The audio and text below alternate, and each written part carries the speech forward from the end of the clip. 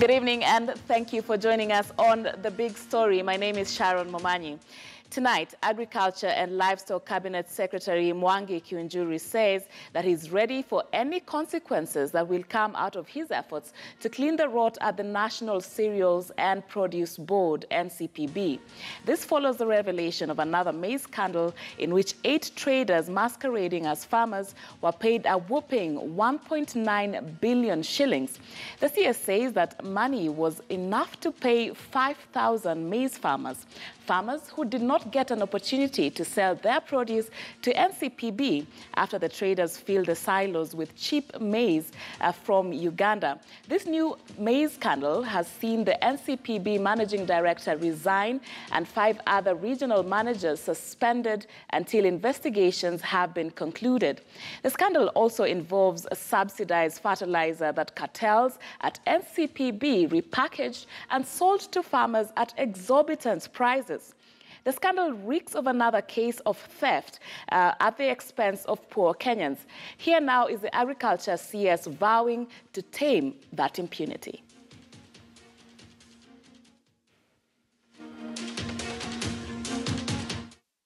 My work is to clean up, and I'm going to clean up.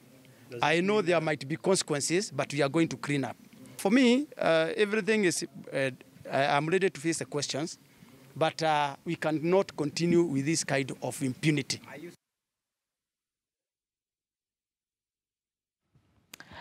All right, and we shall be crossing over to our lead reporter, Sophia Wanuna, in just a bit. But first, let's take a look at some of the issues really that we are facing there at the National Cereals and Produce Board.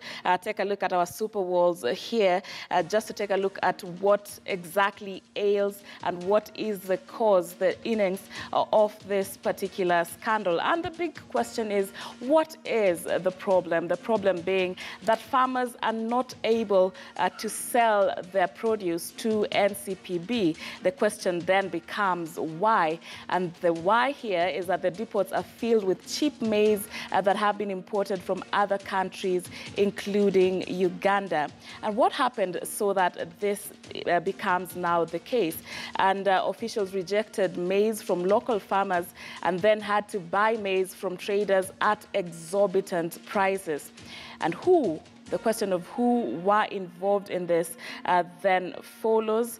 We have seen that so far the CEO at NCPB has resigned.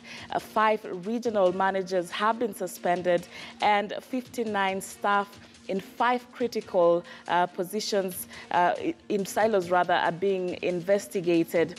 And the amount of money that is involved in this is 1.9 billion shillings, which is said to have been paid to a few people, just 8 traders. And we have seen the kind of uproar that this has elicited. Many farmers still yet to receive their money from the produce that they sold to the Cereals Board, yet 1.9 billion shillings paid to 8 traders. Many asking to have this people, revealed so that they know exactly who are involved in this brewing scandal. And we saw there the CS today saying that this is money that could have paid up to 4,000 local farmers. Let's take a look at the officials that are concerned in this particular saga. We have the former CEO who resigned on Sunday, Newton Terer, and the Lake Regional Manager who has been suspended. Among the 4 suspended regional officers, also suspended is the Western Regional Manager and the North Rift Regional Manager, as well as the South Rift Regional Manager. And as we mentioned earlier, what is also involved in this brewing scandal is the subsidized fertilizers that was meant to reach farmers, to boost their crop. Now, the traders meant to buy the fertilizers at 1,500 shillings. But what is said to have been happening is that a few traders would buy the subsidized fertilizers, repackage them, and then sell this fertilizers at 3,000 shillings, between 3,000 shillings to 3,500 shillings to the same farmers who are supposed to have benefited from the subsidies. Of course, buying all this and making sure they're not available at the subsidized prices. And also, we know that about 10,000 bags of fertilizers have been repackaged. And with me to have this conversation, I have the communications manager of Cereal Growers Association, Caroline Masseria, as well as Soy Member of Parliament Caleb Kositan here in studio for this conversation. And joining me from our Eldoret studio is Kipkorir Menjo, who is the director of Kenya Farmers Association, joining us from that side. But before I get to have that conversation with them, let me now cross over to the CBD, where our lead reporter, Sophia Wanuna, is on standby. And good evening to you, Sophia. Good evening, Sharon. The question you were asking earlier, how is it the country finds itself in this particular situation? A country whose economy is driven by agriculture. That's the driver, biggest driver of Kenya's economy, relying on that heavily. The Rift Valley being the Kenyan basket, bread basket is how it's been described, suffering with farmers on the losing end. Corruption practices is the answer coming out from, of course, all the observations that have been made and the occurrences and developments in the National Cereals and Produce Board, as you rightfully mentioned. The CEO resigned, of course, leaving office because it was clear that just like the other managers in the various regions in the NCPB were suspended, the same axe would have befallen him, so choosing to jump ship before that. But corrupt practices, collusion between unscrupulous traders and managers in the National Cereals and Produce Board that have farmers on one hand been left with their produce, with the maize. They cannot sell this because on one hand, we saw earlier in the year, the NCPB saying their silos were full. They did not have any more extra storage space. So the farmers, in one particular instance, there were 200 trucks lining up outside of the NCPB storage facilities, but being turned away because, according to the Agricultural Ministry, the NCPB, they had enough maize. But then again, there has been a concern around the traders who, in light of those subsidies that were introduced last year, were importing maize from neighboring Uganda, Tanzania as well. So you have that cheaper maize coming into the country. So even when the Kenyan farmer has a bumper harvest, already these traders who've bought this maize at a cheaper price, selling it to the NCPB at a higher rate, it's the Kenyan farmer who ends up losing.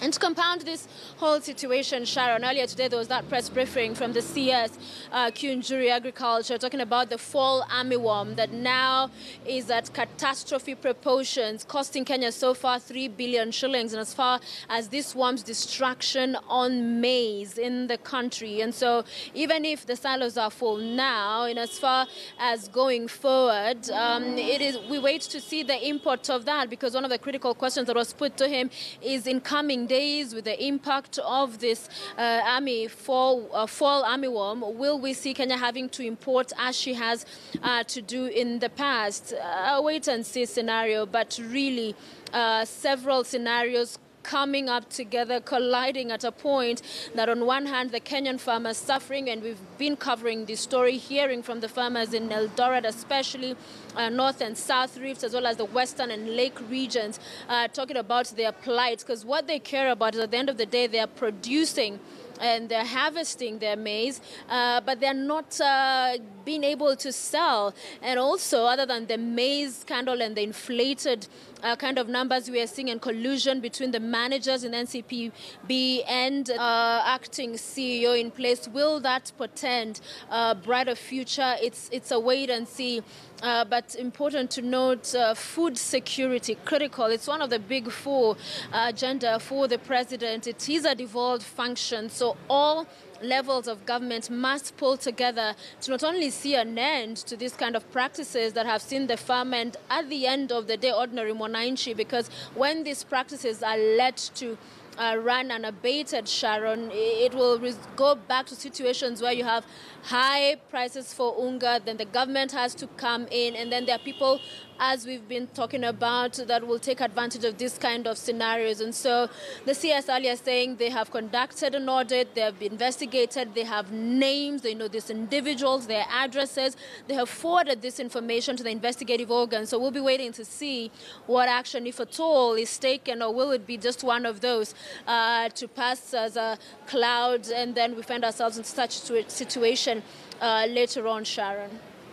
Thanks, Sophia Wanuna, raising critical questions, which I shall be addressing with my panelists who are with me here, both here in studio, and also joining me from our Eldoret studios is the director of the Kenya Farmers Association, Kipkorir Menjo. I have with me here in our Nairobi studios, Caleb Kositany, Honorable Caleb Kositany, who is the Member of Parliament for Soy constituency, and Carol Masseria, who is the Communications Manager from the Cereal Growers Association. And I just want to begin with you, Mr. Menjo, seeing as you represent the people who really are feeling this brewing scandal.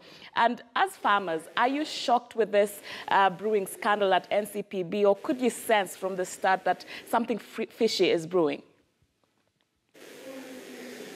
Yeah, thank you. Thank you very much, Sharon, for your question. Let me first of all start by raising some critical issues which will put the record straight. One, first of all, the maize which was imported last year from Brazil or any other foreign country was meant to alleviate the problem which we had. That was the cost of unga, which had gone up. So maize was supposed to be brought from outside to stabilize the prices. And indeed, the government made sure that the prices was maintained at 90 shillings. And that was good. But the challenge was, when the maize was imported, it was supposed to be stopped by around September. But they requested to continue up to December. By so doing, it increased the quantities of maize which were to be brought in. Because first of all, usually it's supposed to bridge the deficit which was there. And I understand initially the deficit was for 1 million bags. In December, the first people to rush and offload their maize were the businessmen and the farmers who are ready by then to sell their maize to cereals. So, in a nutshell, the people who delivered maize earlier, were these people who have loaded their maize to the cereals board, and they made sure they were paid promptly. You know, as soon as they delivered, they were following up to make sure that their checks are, signed and they were cleared. Now, when the farmers harvested in January, when the majority of them were coming in to deliver their maize, they found the stores full. That was the message from cereals. And everybody was wondering what happened. Who filled the stores? And most of them had not even brought in their maize. So that was the big question.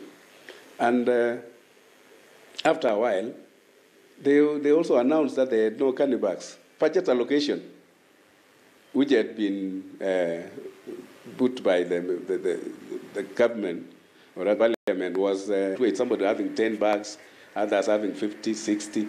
They could surrender because of financial needs. Maybe they had children going to school or hospital bills to settle. So they surrendered the maize on the queue to others who are well off. But now, thereafter, all these came to, a serious challenge when most of them now were not able to be cleared. Those who were on the queue and they had already purchased from their colleagues would not be cleared. The maize was received by cereals. They could not again pay because the money was exhausted by the first lot. You have had the minister mentioning 8 of them who took 1.9 billion. 1.9 billion could have settled over 3,000 farmers, and right. You can imagine now if only 8. These 8 traders, I'm sure, they are people who are known. They presented their IDs before they collected their checks, and I believe they'll be able to give us details of who they are. Right. And this will assist us to unearth more challenges on really what occurred. Right. And Sharon, if they do that, If they do that, they will assist us in a big way, in the sense that this will be able to show us the real cartels who have, destroyed, who brought in a lot of maize from outside. Because if that is known, the real culprits will be able to be identified. Because right now, we cannot blame those who bought a few maize on the queue and call them cartels. Those ones are people who are assisting their colleagues. And the real cartels will be able to be unmasked when they give us the names of the 8 members. All right. And you mentioned something which is really one of the core issues that have seen us in the crisis that we are in right now, in that we imported more maize than we needed last year by, you quote, 5 million bags. And I want to bring in Honorable Kosi Tan, because the people you represent in your constituency, majority of whom are farmers that are affected by this particular crisis. How do we get to a point where we import so much more than the country actually consumes in a year? Is there no particular evaluation of how much we actually need to import? Because the silos are full, the farmers cannot sell their produce to the cereals board. Well, thank you, Sharon. As I have said before, somebody somewhere slept on the job. And basically, I'm happy with what is the turn of events at the National Cereals and Produce Board, who actually act as the agency for the Strategic Grain Reserve, which is the main body that purchases maize from farmers to store for the National Food Reserve. But all said and done, we really need to look at how we operate in issues that affect the farmer and all issues that affect corruption in this country. This is a major corruption scandal. This is a major issue that touches on the very key of the development of this nation, whereby we begin at the grassroots with the farmer. These traders, the 8 who took away a chunk of the money, 1.9 billion, which would have paid over 3,000 farmers, as we were told by the minister today, those people should be brought to book. And if there is money still owing to them, then first of all, their accounts should be frozen, because I'm sure they still have some of that money in their accounts. And if there's still money owing to them, that money should be paid to the actual farmers. But going forward, we need to sort out this issue. And the issues affecting farmers need to be sorted out and anchored in law, so that year in, year out, we've been having the same problems, long queues, delay in payments. And this, the farmer in this country is actually one of the hardest working people, me being one of them. And we really, patient people, we have no law to protect the farmer. And that is why, Sharon, I have come up with a proposed bill, which has already been assented to by the Speaker, and we are going to be debating it in Parliament soon, whereby we want to enact a law such that when a farmer delivers his grain to the cereals board, it is no longer grain once he has delivered it to the cereals board. It becomes money, and money has a costing. So once the farmer has delivered his grain to the cereals board, the farmer should be able to charge interest. If not, he should be paid immediately. And we want to laud the government, because this year, the government had prepared themselves very well. They had budgeted 7.2 billion shillings to purchase maize from the farmers.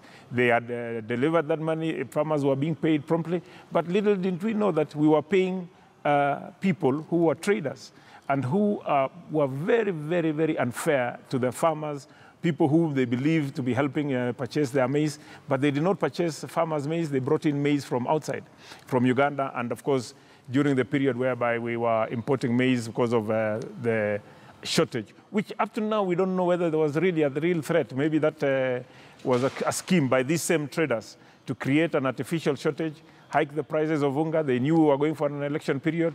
You cannot be running a campaign as government, and the food prices are skyrocketed. So they caught us at a very bad time. But I think going forward, we need first to deal with these people and deal with them decisively, so that it is not repeated. And then we anchor a law so that going forward, the farmer is protected, and we have a straight way of doing business with the government. Right. And Caroline, you work with cereal growers, coming from the Cereal Growers Association, and maybe paint to us a picture of exactly how much produce do farmers have, produced at this particular point and able to sell it, so that we have a picture of what the status is like.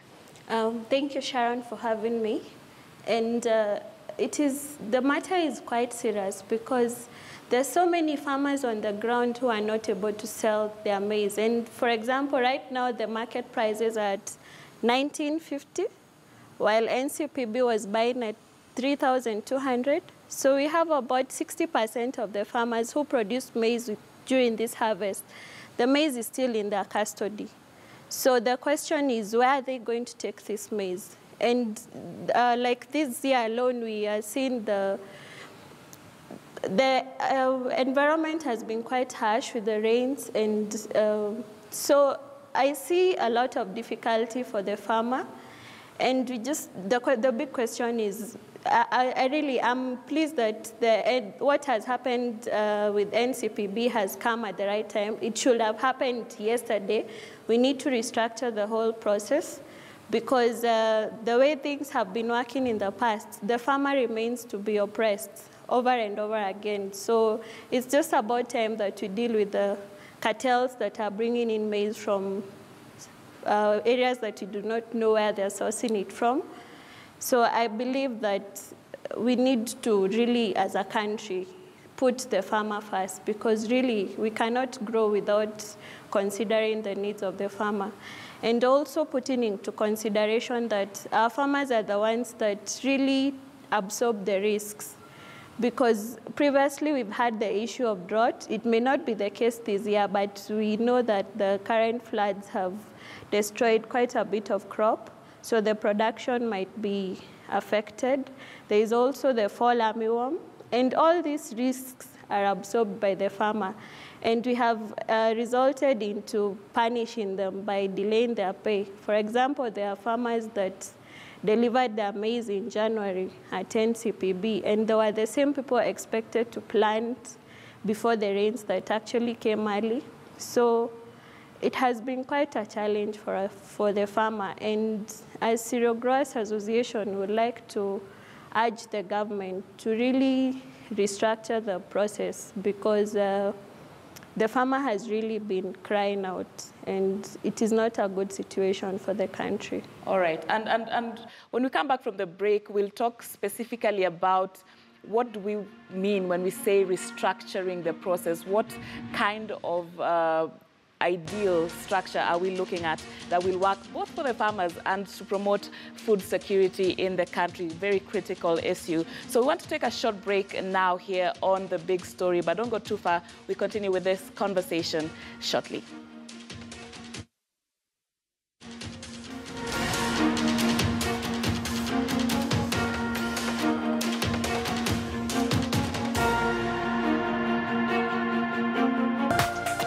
This is KTN News.